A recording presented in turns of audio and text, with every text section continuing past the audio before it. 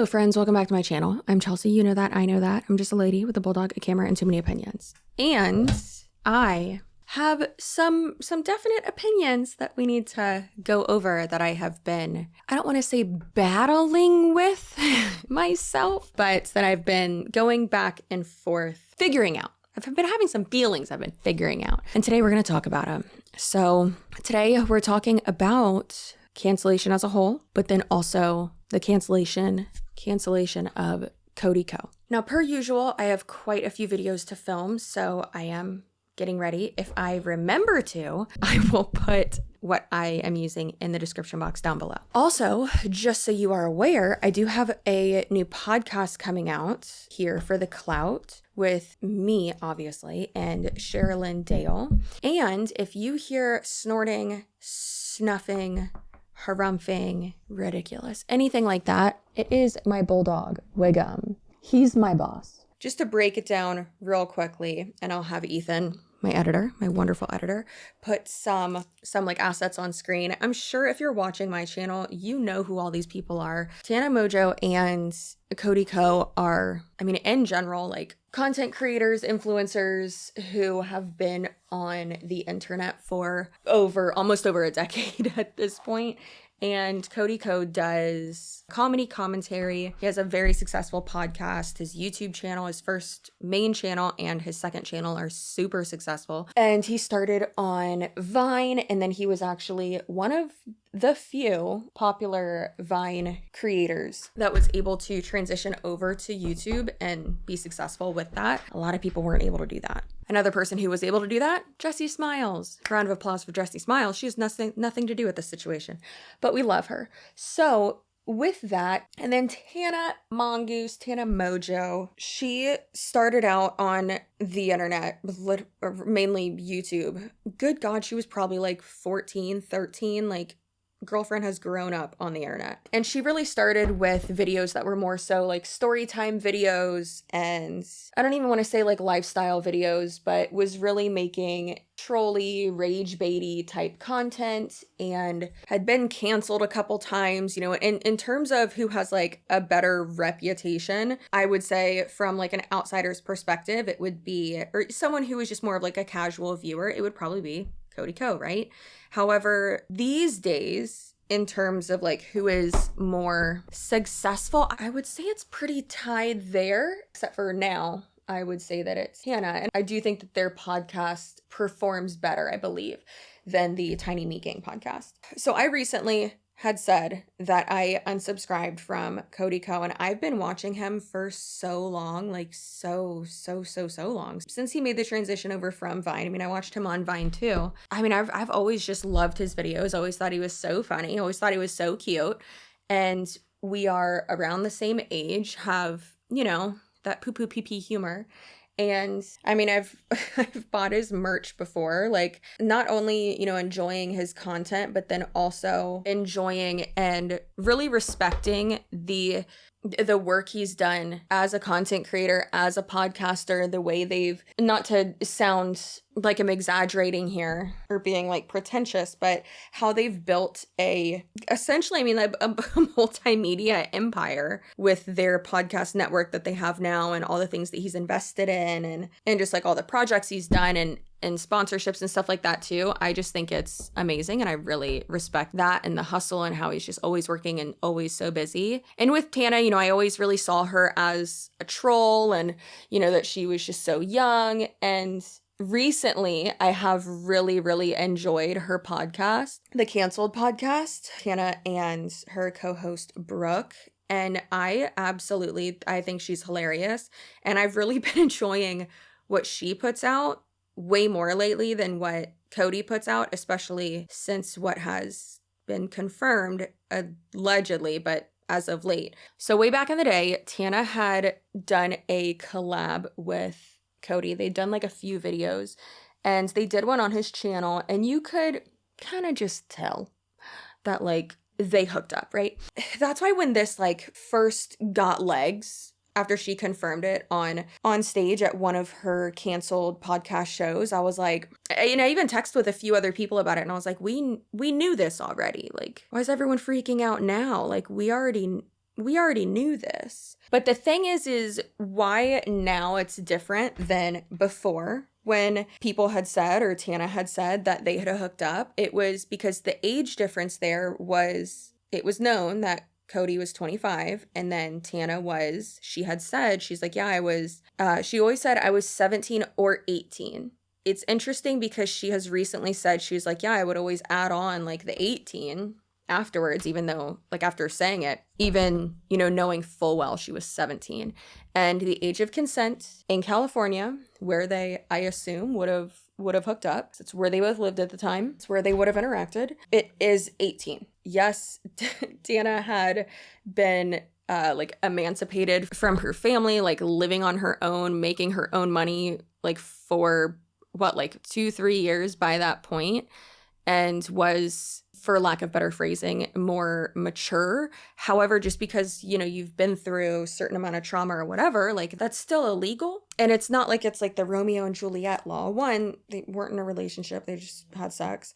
And then also, he's 25 and 17. That's inappropriate. I don't care how big her boobies are. I don't care how mature her body is. I don't care how mature she is. That's extremely inappropriate. So prior to this, she had never confirmed that she was 17. She had always followed that up with like, oh no, I was, you know, maybe 18, something like that, right? To dismiss it. And I just find that super interesting that she, you know, had done that previously. You know, I then realized like, okay, that's why it hadn't. That's why people are, you know, I don't want to say freaking out, but like that's why this is getting more traction in the internet landscape of today now instead of prior. So if you live under a rock and you missed it, here's the synopsis. Cody Ko is multi-millionaire content creator, podcaster, YouTuber, owns a podcast network, tours, you know, does DJing as well, and is very successful. Tana Mojo, I was about to say, the exact same thing. She's not a DJ, but she has one of the most successful podcasts in the US right now. Amazing. She's touring as well with her co-host, and it is going quite successfully. Also is technically a YouTuber, has a, like I said, the podcast, and then also, you know, posts on other social media platforms and is quite successful. It had, to many people in this industry, I mean, I know I'm way smaller than any of them, but still, it had been quite well known that they had hooked up when she was younger and, you know, he was in his early mid-20s, right? It had not been confirmed by her previously that she was actually underage, that she was 17. Prior, she had always been like, oh yeah, I was like 18 or something. Like she had been more vague about the age. And I definitely understand from her perspective and what she's said. Like I understand why, you know, feeling that misplaced, but that guilt of like, oh, I didn't want to like get anyone in trouble, or like, I don't want to have to deal with all that. Like I get that. And she has even said as well, like, no, she's not pressing charges. Like she's not doing anything like that. Like it was a joke. It was part of a joke. It was something that she had said on her tour during one of their shows. I think it was the LA show, possibly. And it was a segment of the show where like they put someone in the hot seat and they asked them these like burning questions. And they had asked her, who is the person you've hooked up with who has had the smallest male part? And she said that it was Cody Ko. You know, everyone starts like laughing and freaking out. I mean, so then yes, like her confirming, and she, I'm pretty sure had confirmed it prior, but her confirming that yes, they did hook up. And then to kind of like take the pressure off, like make it less serious and be like, guys, I didn't know what I was doing. Just like an off comment. She said, I was 17, like I didn't know what I, you know, I'm not the same person, you know, just a like funny comment. I don't want to say funny because obviously like that's not funny, but just like something off the cuff to say. And when you are someone who has been through a lot of trauma, as Tana has said, childhood trauma and being sexualized from a young age, I can relate to that. It's these boobies, they get you. And not to be like, I'm just, you know, as young as her. I'm just a little girl like her. Because I'm obviously not. I'm like 10 years older than her. Which, no, I'm not. I'm like 4 years older than her. Anyways, so she has even said that she, you know, deals with trauma in that way, like joking about it. Like it can be something super serious. And, you know, she uses dark humor to cope with things that she's been through. Listen, and that's very like millennial. You laugh about it or else you will cry. And we don't want to cry because we're here for a fun time, right? Especially American millennials. We've been through some. And we know we're all doomed, no matter what. So listen, we just gotta laugh about it. So obviously with this whole situation, you would think that Cody would come out and say something and be like, hey, listen, that wasn't cool. We shouldn't have done that. That was extremely inappropriate, whatever. But he hasn't. I personally, as someone who like loved his content so much and looked up to him so much, like I'm so like as a commentary creator myself and someone who switched over to commentary because I, one, can't shut the fuck up, but two, like I love commentary so much. And it is a very male dominated space. 100%. But seeing him, someone who I respected so much in terms of business, like seeing him not even mention it is so messed up. And like I've been a member of their I was like one of the first members of their Patreon when they started the Patreon for their podcast, The Tiny Meat Gang. And then just to like show you how much like I like love him. Loved. It still feels weird to say that, but just how much like I really enjoyed his content. And it's just gross. Like I don't know. It's interesting because it's like, even Tana said, she's like, I'm not pressing charges. Like, I mean, an apology would be nice, sure, because yes, it was inappropriate. Like, and no, I don't think he's an R-wordist. I do think that it was obviously very inappropriate being 17 years old. And even so, like that, like power dynamic kind of, like, I don't want to say Cody was more popular, but like their demographics are very different. I think that the power dynamic there, I mean, I would assume that since actually, yeah. So back then, especially because Tana didn't have the podcast yet, has always said like that they were not brand friendly at all then. She was not brand friendly at all then. And now they do get sponsors, and that's wonderful. I'm very happy for them. And Cody, since like day one, has been very brand friendly, has gotten so many sponsorships. So I think with like the money aspect of it, yeah, like Tana might have had more fans or like more of a following, or like gotten more views or whatever. But I really do think that Cody, in terms of like putting a monetary value on success, in terms of their careers at that point, yeah, I think he not only was older, but he was possibly taken more seriously because he was more brand friendly. And because it was, like, I'm doing commentary, I make comedy videos, this is exactly what I do. And nothing against Tana. I mean, I think she's, knows what she's doing now. Do any of us know what we're doing? No. But, she's more set in like, this is my career, more established. And back then it was like crazy videos here and there. Yeah, I think that the power dynamic there is definitely something that is important to acknowledge. And then more so than that, it's the age difference there as well. Is like, think about how much of a different person you are at 17 and then to 25. Like that's senior in high school to out of college and have your first job. So I think an acknowledgement, a video about it.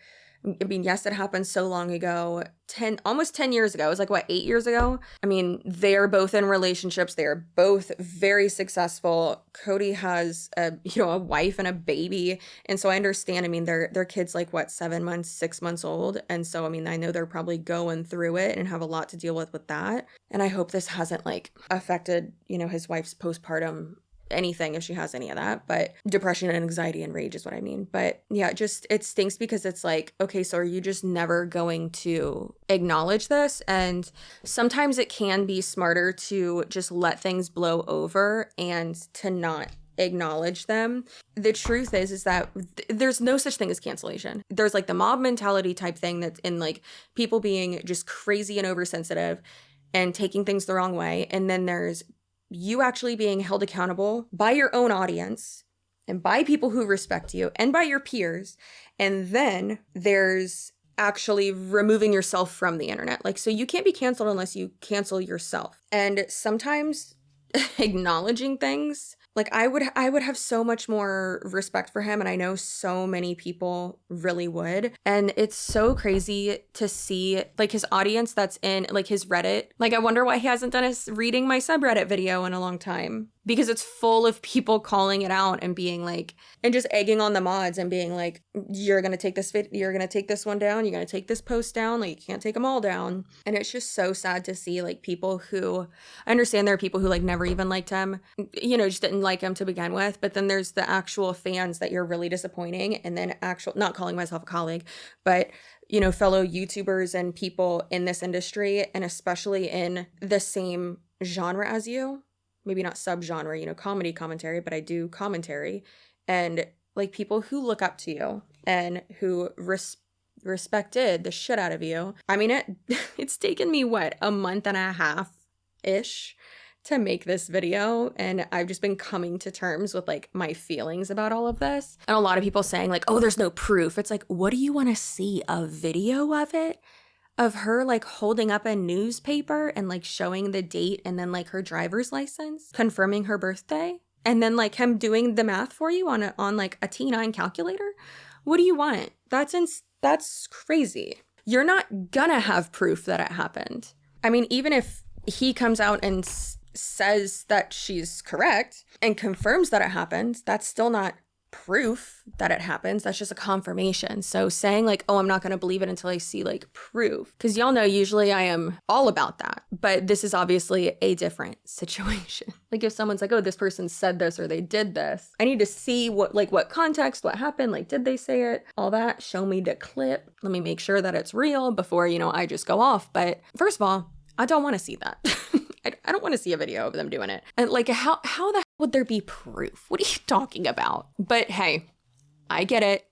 When you're a fan of someone and you like really respect them and they are like I don't want to say your happy place, but I mean, a lot of these videos that, for instance, like Danny, I swear to God, if anything comes out about you, I won't be able to handle it. Okay. But like Danny Gonzalez videos got me through multiple miscarriages and got me through when I was super, super sick with the viddy for like 3 weeks straight and just had no energy and was like a shell of my former self. It's just like Trixie Mattel and Brittany Broski got me through postpartum depression. Like girls, like they're holding my hand through it. It was crazy. And of course, the Do We Know Them podcast as well. My girlies really help me too. So it's just super dismissive, not only because when you're saying like, oh, well, there's no proof, sure, you're not outright saying like, oh, well, this person's lying. But I mean, you're saying that you don't believe them. And I don't want to have like binary thinking here, fall into like logical fallacies, but I mean, that's what it is. And it's really unfortunate. And I really wish that,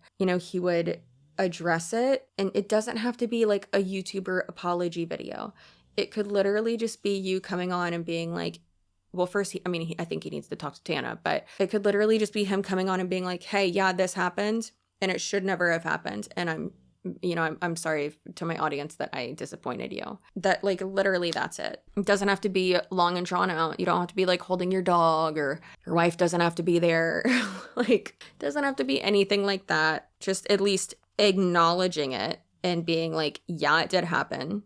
And I apologize to this person. And, you know, I'm sorry, right? To her and to your audience that happened, because that's extremely inappropriate. I mean, also illegal, but you know, but I don't think that he's gonna acknowledge it. And again, sure, from like a marketing perspective or like a PR standpoint, I guess what you would do there is, you know, look at your sponsorships and like your viewership, and if you're losing subscribers or anything like that, and see, okay, how is this affecting me? Like, am I actually taking a hit? And all right, do I need to address it? Okay, well, if it's not actually affecting you and, you know, your fan base, again, from a PR perspective, not from like an ethical or moral perspective, then okay, then don't address it. Like, it doesn't need to be addressed. But also, I don't know, I think that it does need to, especially when so many other people, for instance, D'Angelo Wallace just made a video about all this. I mean, Tana has talked about it multiple times. There's Jeff Wittick talked about it. Trisha Paytas has talked about it. Not that me and Cheryl and Dale are anybody,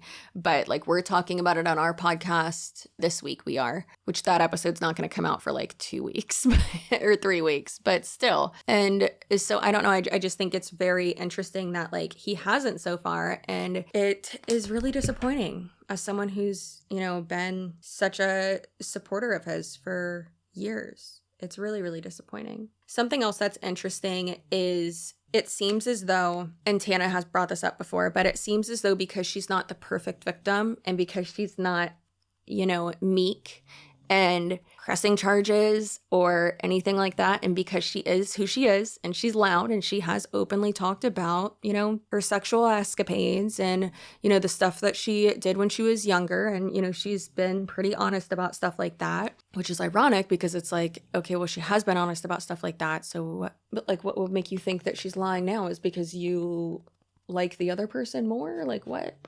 And I'm not saying always like, oh, yes, I'm always going to believe the person who's making accusations. Absolutely not. No. However, you can literally watch the video that they did together and tell that they either did hook up already or were like about to, That's very interesting that some people are just so like, absolutely not. No, they would never. And it's like, why? Why are you so adamant on that he would never do that? But if you're not the perfect victim, and if the person who is on, the receiving end of the argument, of the accusations, so to speak, then if they are, very well liked, it sucks, honestly, because she has been, from what I have seen, a lot of viewers, it seems, are either dismissing it or just being like, oh, well, it's not a big deal. It's Tana. It's illegal. So I'm pretty sure it is a big deal, actually. I find that so interesting. And it's like, oh, well, like she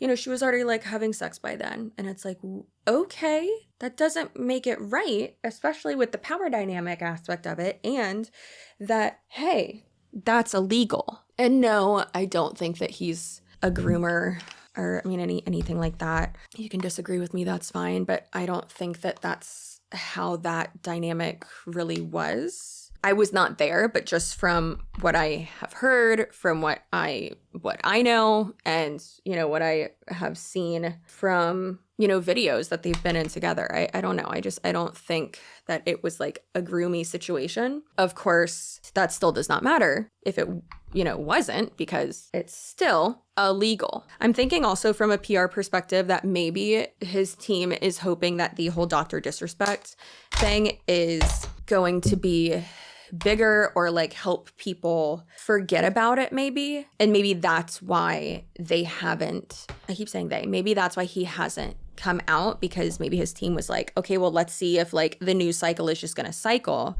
And again, I don't know who like his team is. I don't know who he works with, anything like that, but I'm just assuming. But maybe, they were thinking, let's see if the news cycle is going to cycle. And if it doesn't, then okay. And then, hey, what do you know? The Twitch ban that everyone wanted to know about, that information finally comes out. I wouldn't say it's worse. However, it's more involved, especially because there's like lawsuits and contracts, and like it's more of, don't hate me, but an interesting story, right? It's got more to it. So obviously a lot more people are going to not only be interested in that and cover that, but talk about it in general. So it really seems to a point like that has like drowned out the Cody Ko sitch. But then also, most likely if you're watching this video, you're on the internet and So I just think that that's crazy. But also Dr. Disrespect apologized, right? Like he made a statement, he talked about it. And just to go like radio silent over it, that to me, that really is, it sucks as a like fellow creator, as someone who really respected him. And I know I've said that a billion times, but I've really like, this is just a therapy session essentially, because I've been like going through it like with all this. I'm like, that really sucks. Like when someone you really respect, like that's just gross. I also think I do think it's gross as well, because when I was, how old was I? 17? Yeah, I was 17.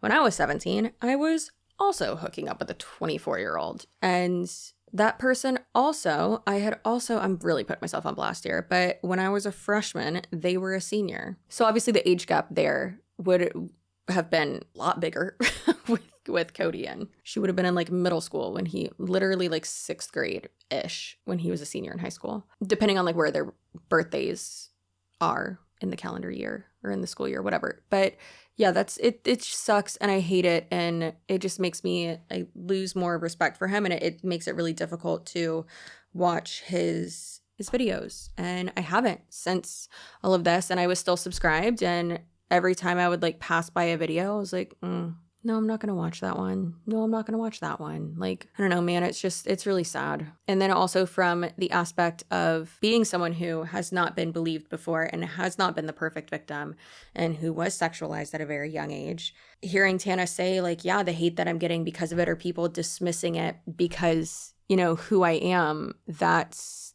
like, that hurts and that sucks. And I can definitely empathize with that. It does suck.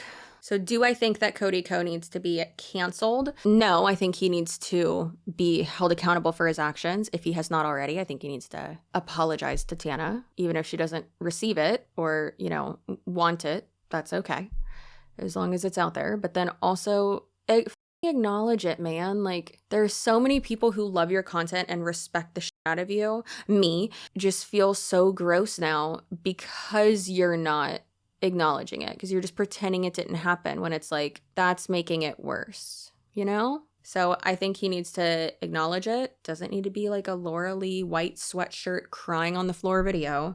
Can literally just be an acknowledgement. This happened. I'm sorry I let you down. I'm sorry it took so long for, you know, me to talk about it, whatever. I mean, get some crisis, like a crisis PR team, you know? They'll know how to handle it. Or hey, read Reddit.